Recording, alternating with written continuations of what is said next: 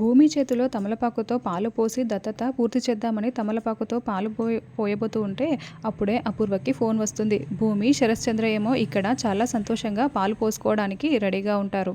అప్పుడే అపూర్వ ఏంటి నక్షత్ర హాస్పిటల్లో ఉందా, సీరియస్గా ఉందా అని మాట్లాడుతూ ఉండడంతో భూమి, శరశ్చంద్ర మిగతా అందరూ చాలా షాకింగ్గా అపూర్వ వైపు చూస్తూ ఉంటారు. అవును, నేను మీకు చెప్తుంటే అర్థం కావటం లేదా? మీ కూతురు నక్షత్ర ఇక్కడ హాస్పిటల్లో ఉంది అని హాస్పిటల్ అడ్రస్ గగన్ చెప్తూ ఉంటాడు. సరే ఇప్పుడే వస్తున్నామని అపూర్వ ఫోన్ పెట్టేస్తుంది. ఏమైంది అపూర్వ అని శరశ్చంద్ర అడగడంతో బావా మన నక్షత్ర సీరియస్ కండిషన్లో హాస్పిటల్లో ఉందంట బావా, చావుతో పోరాడుతోందంట బావా అని అపూర్వ చెప్తూ ఏడుస్తూ ఉంటుంది. వెంటనే దత్తత కార్యక్రమం కాస్త ఆపేసి పద అపూర్వ వెళ్దాము ఆ నక్షత్ర కోసం అని శరశ్చంద్ర అపూర్వ చేయి పట్టుకొని తీసుకువెళ్తూ ఉంటాడు. భూమి పీటలపై కూర్చొని ఉంటే భూమిని ఏమాత్రం పట్టించుకోకుండా శరశ్చంద్ర కూతురు నక్షత్ర కోసం అపూర్వ చేయి పట్టుకొని పరుగులు పెడుతూ ఉంటాడు. భూమి చూస్తూ చాలా బాధపడుతూ ఉంటుంది.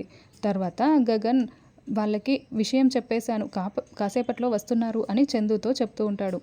అప్పుడే అపూర్వ శరశ్చంద్ర గోరింటాకు పిన్ని ఐసీయూలో ఉన్న నక్షత్ర వైపు చూస్తూ అపూర్వ గుండెలు పట్టుకొని ఏడుస్తూ ఉంటుంది. అపూర్వ గగన్ దగ్గరికి వచ్చి ఏదో మాట్లాడుతూ ఉంటే శరశ్చంద్ర రేయ్ గగన్ అంటూ గట్టిగా అరుస్తూ ఉంటాడు. నువ్వు నా కూతురు నక్షత్రని చంపాలని చూశావు అని శరశ్చంద్ర అరుస్తూ ఉంటాడు. బావా అది కాదు బావా అని అపూర్వ అసలు నేను చెప్పేది వినండి అని గగన్ కూడా చెప్తూ ఉంటాడు.